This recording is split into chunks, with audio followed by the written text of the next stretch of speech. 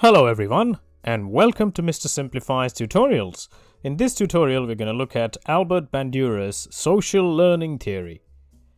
Now, think about the first experience that you had with a bicycle. How did you actually learn how to ride a bicycle as a child? I'm sure most people didn't receive extensive classroom sessions or instructional tutorials on how a bicycle works.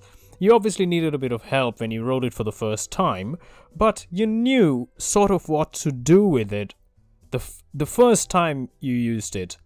You sort of knew that, there are pedals that you have to use your feet to and do something with the handles. I mean, you learned it through experience, but you weren't clueless about what to do with a bicycle. This is because you had seen other people use it. Now, psychologists have always been fascinated with how human beings actually learn and the complexities involved in the process. And this gave birth to learning theories.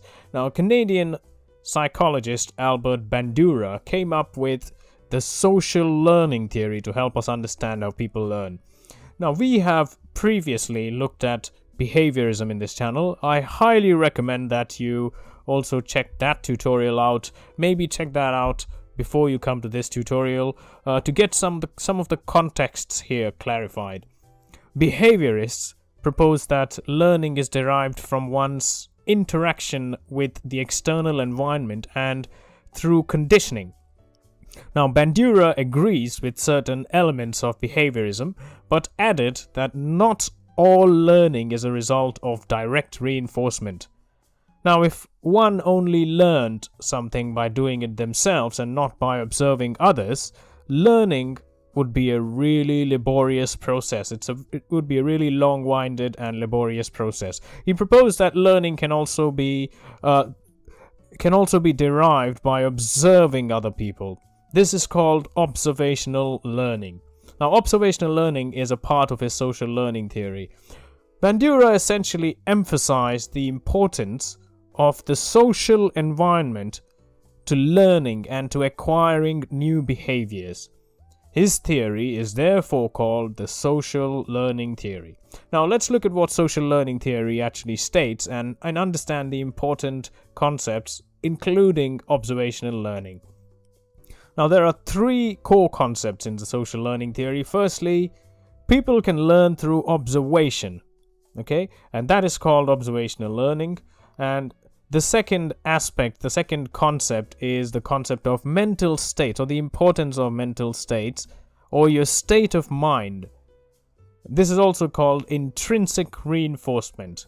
And the third core concept is that learning doesn't necessarily lead to a change in the learner's behavior.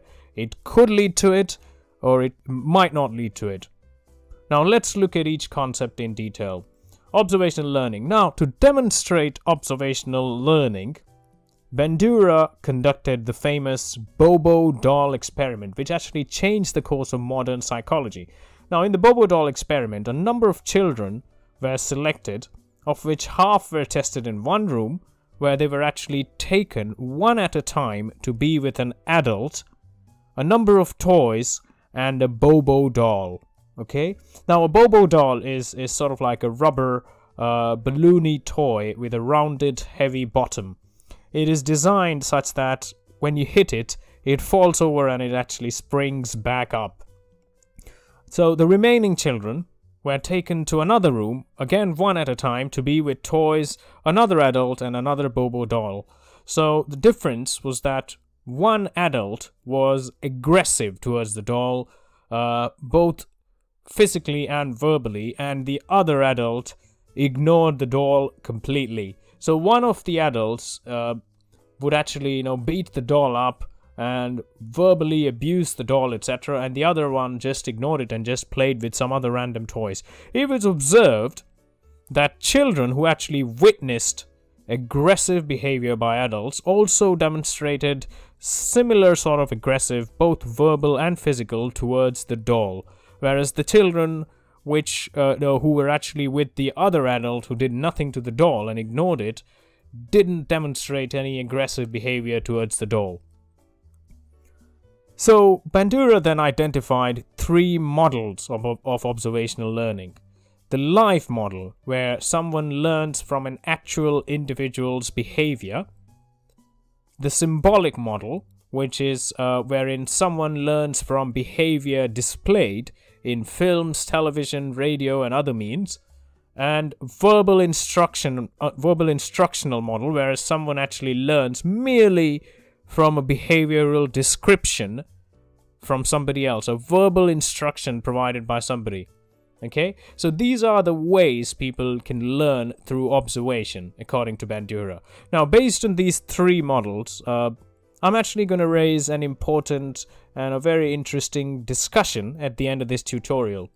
So just hang on, just wait with me till the end of this tutorial. I think it will be worth staying tuned to the end just to participate in this discussion. It will be very interesting, and I want to learn want to understand your thoughts about what we are going to discuss. The next concept is intrinsic reinforcement. So unlike behaviorists, Bandura noted that external or environmental reinforcement isn't the only factor that can actually influence learning. Your internal state of mind and motivation to learn are as important as the external influences. And this is where intrinsic reinforcement comes in. Intrinsic reinforcement is essentially an internal reward system that we are equipped with. Okay?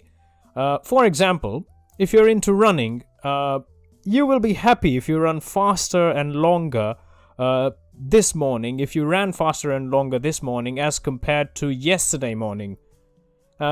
You'll actually feel proud of your own self, and you'll reward yourself by actually feeling good about yourself. Your motivation to run here is intrinsic, so you derive internal satisfaction and you reward yourself internally. There's nothing external. There's no external rewards prompting this behavior, but you get motivated by your achievements and continue this behavior, leading to reinforcement. So reinforcement will lead to continued behavior, and then it will become a habit, or you would actually change your behavior for it to become a habit. Okay? But it's important to understand that if you're an athlete running to train yourself for a competition or a marathon, the motivation would be external because you're doing it for a purpose. Yeah. Another example of intrinsically motivated behavior is someone reading a self-help book. If a person is reading it with a specific focus of getting better at something to do with his job, or getting a promotion, or appearing for an examination, maybe the motivation is external. But if the book is being read just out of pure interest or to acquire some extra knowledge, that would be intrinsic motivation. So these are factors that come from inside you, really. The motivation comes from inside. The concept of intrinsic reinforcement led to linking behavior with cognitive factors, and later led to the development of Bandura's social cognitive learning theory. Now, the next concept is learning and the link of learning with behavior change. Now, behavioral psychology dictates that learning is represented by a permanent change in behavior. The social learning theory doesn't agree with this. The principles proposed by Bandura suggests that learning occurs through observation, imitation, and modeling, or learning, basically. So first you observe, then you imitate, and then you model yourself based on the observation that you made in the first place. A person observes, is positively reinforced, imitates this behavior, and learns. This is like the basic process. So this suggests that learning doesn't necessarily come only when someone's behavior is permanently changed because of an external stimulus, because this process is quite clear. You observe, you imitate, and you learn, and nowhere in this process is there a concept of permanently changing your behavior. As you know, this isn't the only way. Bandura argues that someone can learn. People can learn things without actually changing their behavior. But are there some factors which can actually aid learning? So we all know that we observe a lot of things around us, but we don't actually learn everything that we observe. There are some factors that can actually influence our social learning. What are these factors? Attention. Now, paying attention to the behavior being observed is obviously of very high importance. If the behavior being observed is relatable for us in some way, there is a higher likelihood of us paying attention.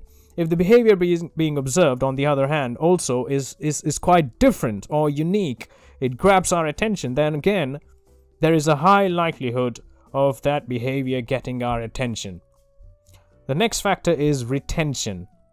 The observer must be able to retain the behavior observed. There's no point in observing something if you're going to forget about what you observe.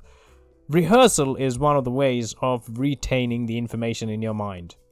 The next factor is reproduction. Now, this refers to actually replicating the behavior observed and retained by the observer. Now, this does depend on how physically and mentally prepared the observer is to replicate observed behavior, because not everybody will be able to replicate every behavior observed.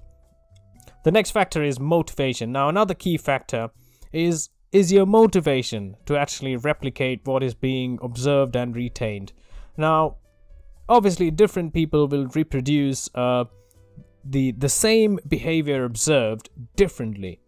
Factors like reinforcement and punishment, which we go into great detail in behaviorism, become important aspects when it comes to actually understanding motivation to replicate a behavior.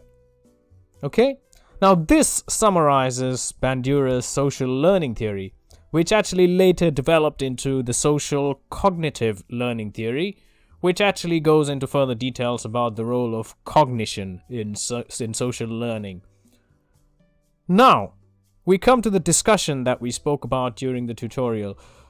When we looked at observational learning, we looked at the symbolic model as one of the ways that people can actually observe behavior and learn. And we all agree that children tend to learn faster than adults. Now, this has actually led to several concerns about how, pop culture, films, video games, and other media influence the minds of children.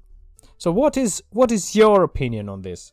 Do we need to consider the impact of aggressive or controversial content as a society, or should it entirely be down to respective parents to actually moderate content?